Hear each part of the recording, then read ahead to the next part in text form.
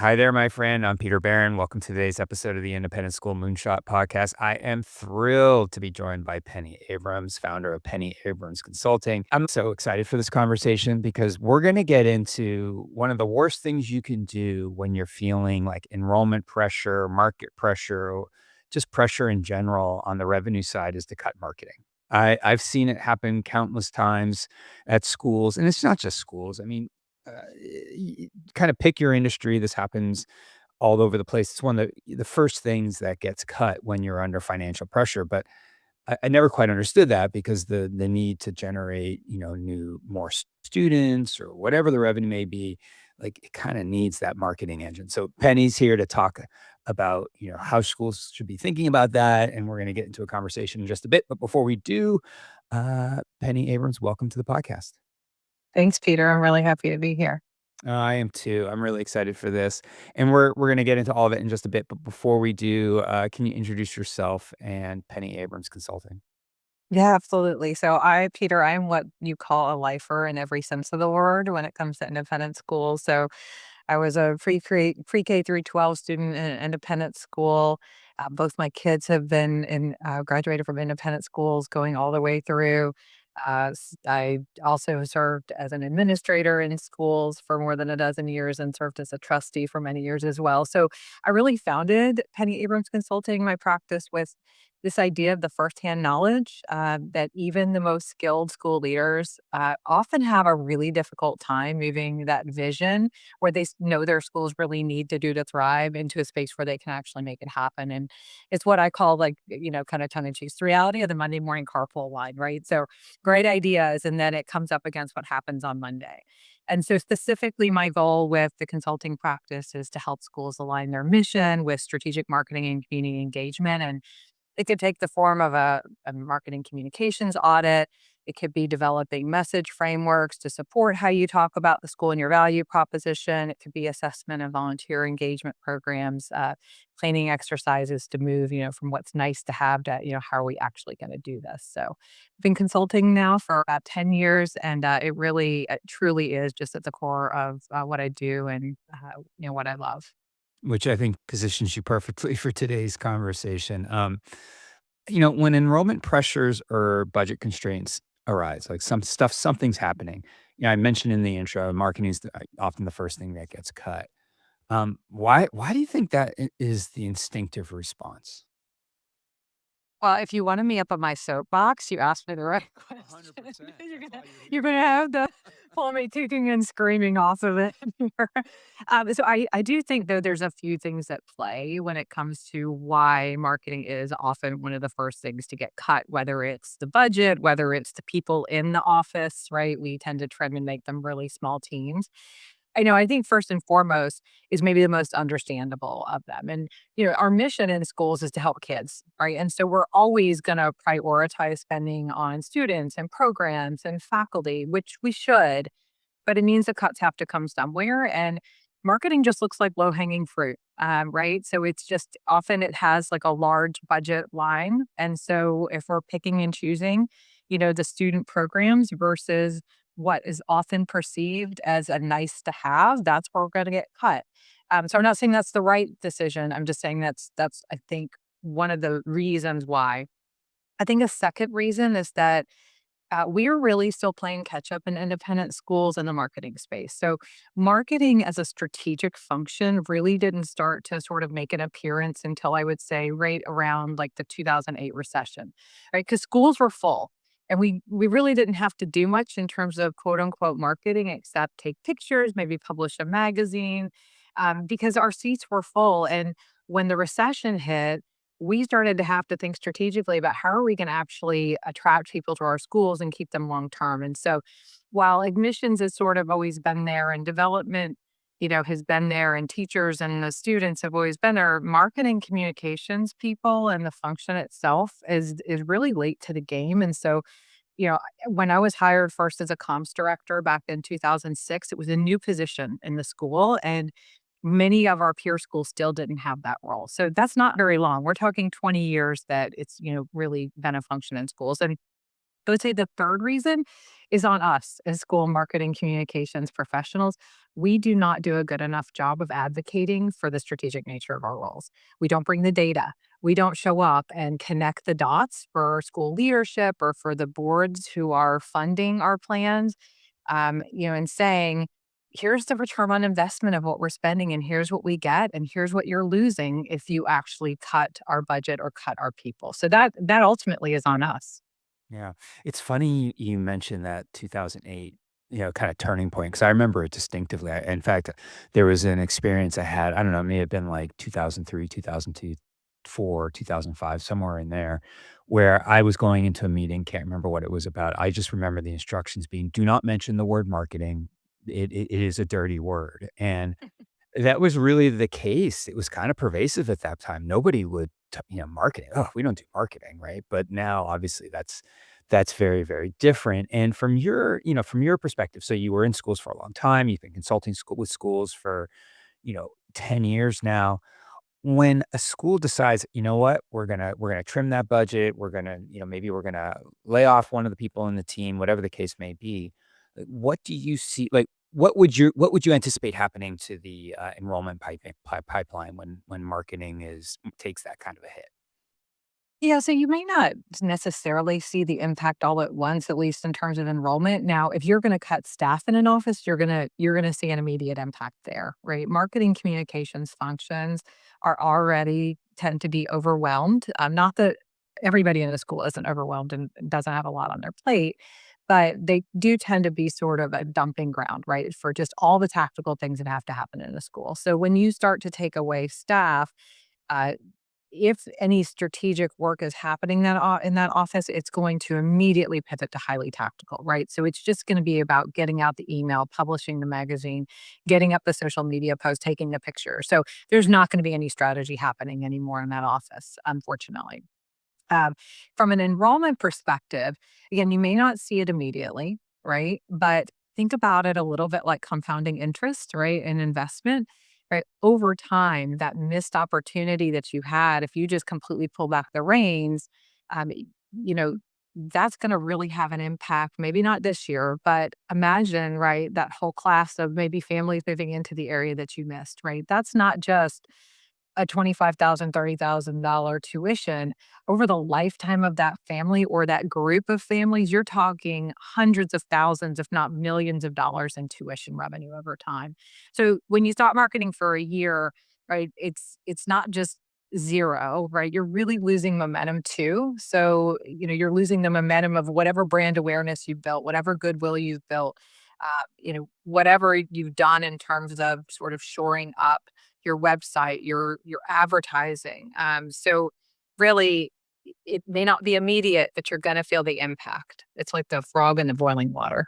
Yeah, and I really appreciate that, as soon as you make those changes, let's say you did reduce headcount in the marketing office, and now all of a sudden, you go from any kind of strategic priorities get cast aside. One of the challenges that I've seen with that marketing offices face, and this is over my entire career, is that they literally serve the entire community. Right? So Mhm. it's not like you just serve the head of school office or the enrollment office, but you have the advancement office, you have student life, you have academics, all these different constituent groups that they have to serve, which means, can you imagine what the to-do list looks like? It's massive and it never ends. Yeah. And so Yeah, I you're I really can't imagine.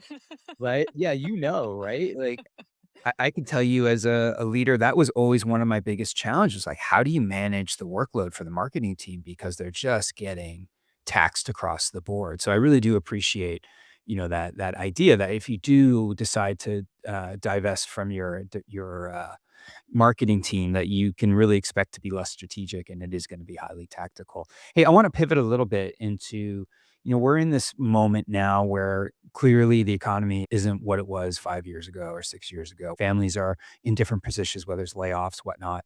And so there is pressure on schools from enrollment point of view. From your perspective, and what I really appreciate about your perspective is that you've worked with lots of schools, so you've seen lots of things, right? So I think you've got a really good base to draw from. When these things happen, how do families' decision-making behaviors change when there is uncertainty? And on the flip side of that, if you know that these behaviors may change, like how should schools respond from their marketing perspective? Yeah, so I think when people start to become concerned about what's happening in the economy or concerned about their own finances, they have to start making decisions, right? So weighing versus like what's a nice to have versus what's a must have. Yeah. And so again, it shifts a little bit to the school to make sure that what we're communicating about our school and about the value of our school is a must have, right? It's not a nice to have. And so that gets back into being really clear about who is your target audience, who are your families, what are their pain points, what are their drivers in their decision making, and ensuring that you are speaking directly to those points, right? So focusing on what is truly different about your school. And our independent schools struggle with this. We are all saying the same things, right? We're all saying small class size. We're all saying great academics. We're all saying college placement. We're all saying wonderful faculty. Well, guess what? Like, so are the public schools, and you're not wrong. So when you're a family facing economic uncertainty or the economy is in that situation, you've gotta not just be better than the private school, peer that you normally compare yourself to. You gotta be 30,000, $50,000 better than free. And so that's pretty tough. And so being crystal clear about what matters most to your families, what can you do to help them solve for that problem, and also, I would be focusing on ensuring that I'm doing the very best I can to retain every family that I have. They've already made the decision to be there, and losing them is going to not only be problematic, right, just from a retention standpoint, from an enrollment standpoint, but from a word of mouth standpoint, right? And word of mouth is still, for dynamic marketing, it's still the number one driver for independent schools. So the more families you lose, that's going to compound as well in attracting new families. How are schools supposed to figure out what matters most to families? I mean, I know there are lots of different techniques and ways that you can do Sure. that, but it's really easy for organizations to kind of focus on features and benefits and not necessarily kind of flip the script and be like, "Ah, what are parents really asking?"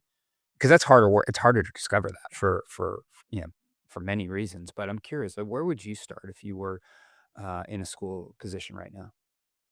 Yeah, so we're really good in schools about kind of making assumptions about, the sum of us, right? So what we hear from the carpool chatter, or the loudest voice in the room, and all that's fine and good, right? It might give you a little bit of insight into what families are thinking, but I frequently say this, like if you're wondering, just ask, right? And we can get at that through quantitative research. We can get at it through qualitative research. The qualitative can be extremely helpful. But I think you have to have a sense going in of what maybe some of those things are. And that's where sort of that quantitative, the survey work comes in.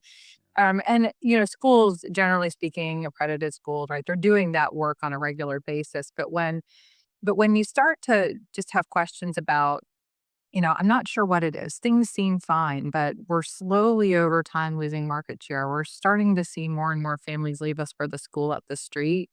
Like, you know, as a senior leadership team or a board, you can sit in the room and stare at each other and hypothesize all you want. But the best thing to do is go straight to the source and Yeah. not just to the parents, but talk to your students, right? Students are more and more making decisions. Talk to families who've left you as well.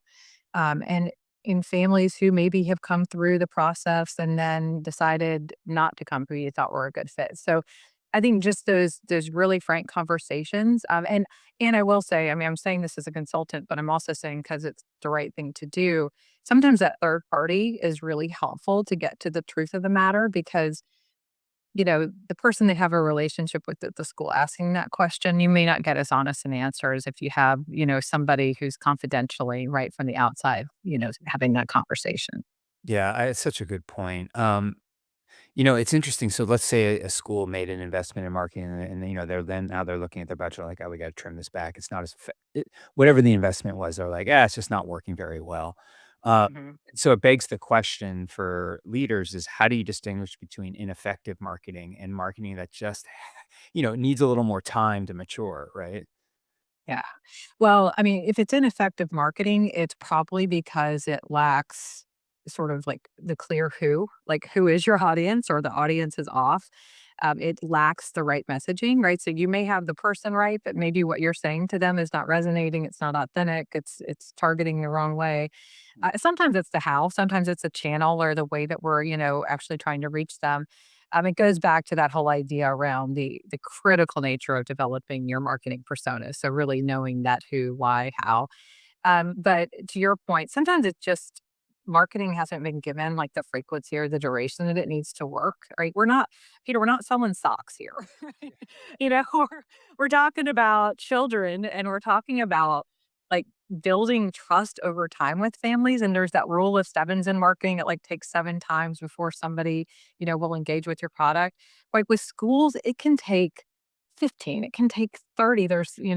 It can take 18 months to 2 or 3 years from the first time a family, learns about your engages with you. So, it is really tempting to say, "Oh, we invested, $30,000 in this whatever thing that we did in marketing, and we're not immediately seeing the return." But it does take time when we're talking about, these huge investments that families are making, and, and it's their children we're talking about. What's kind of the at what point do you look at it there and you're like, this isn't working? Yeah. So I would say, generally speaking, I want to see a lot of data, right? So I want to see now if we're talking about looking at enrollment funnels and admission funnels, I want to see 3 years of data to really understand patterns and what's happening. Right? Is it flat? Is it growing? Is it declining? What's my yield looking like?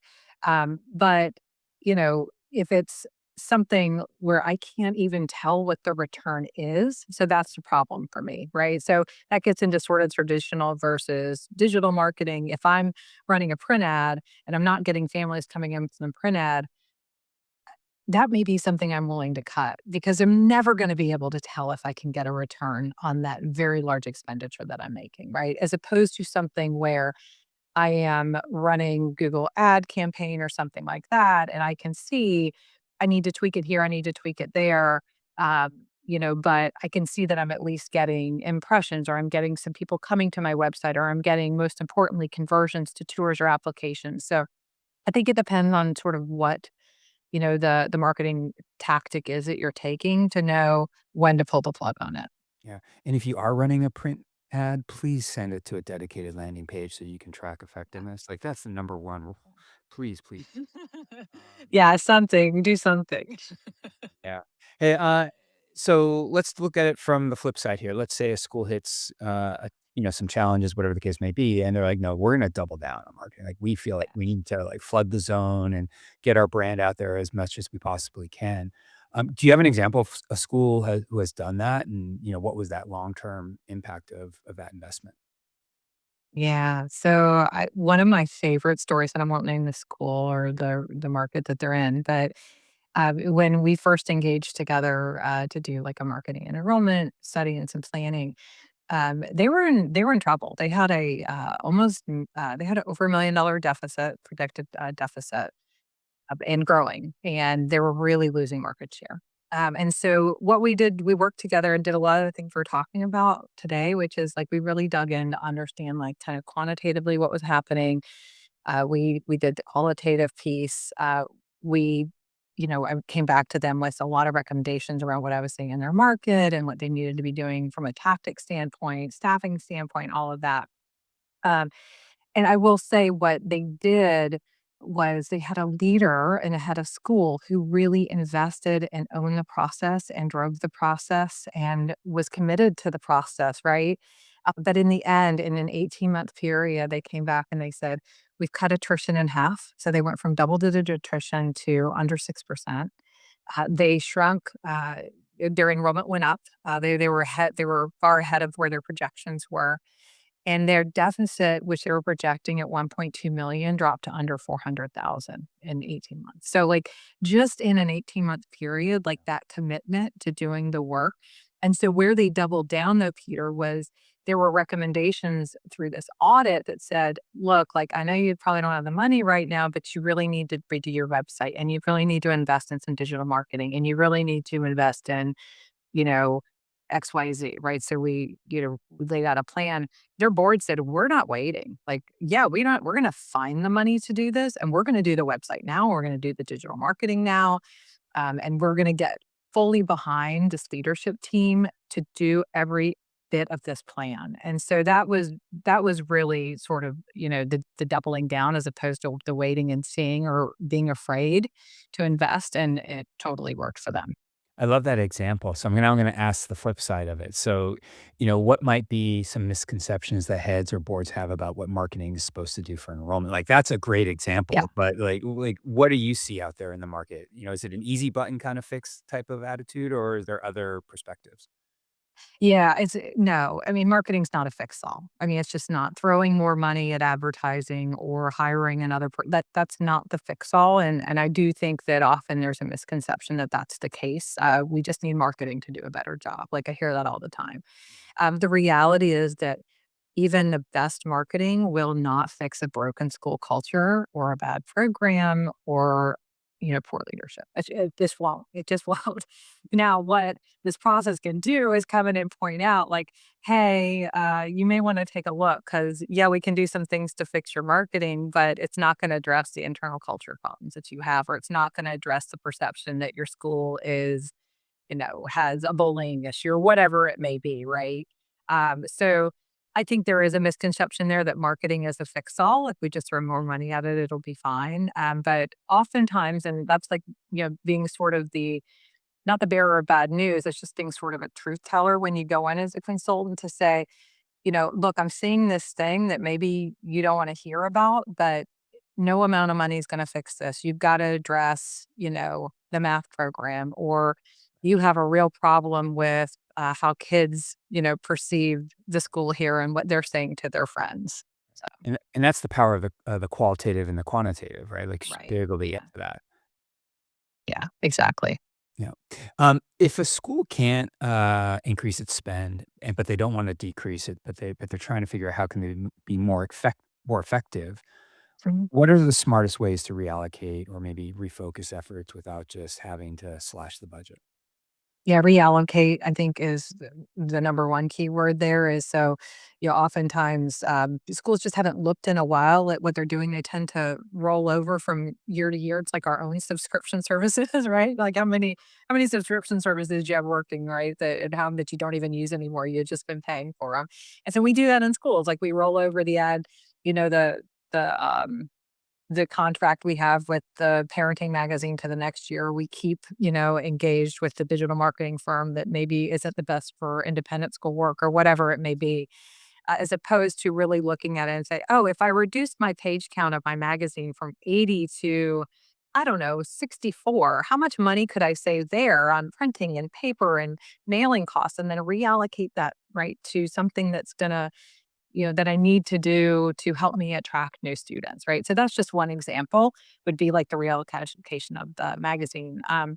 But the other piece is word of mouth marketing and really bolstering a parent or student ambassador program or even an alumni ambassador program.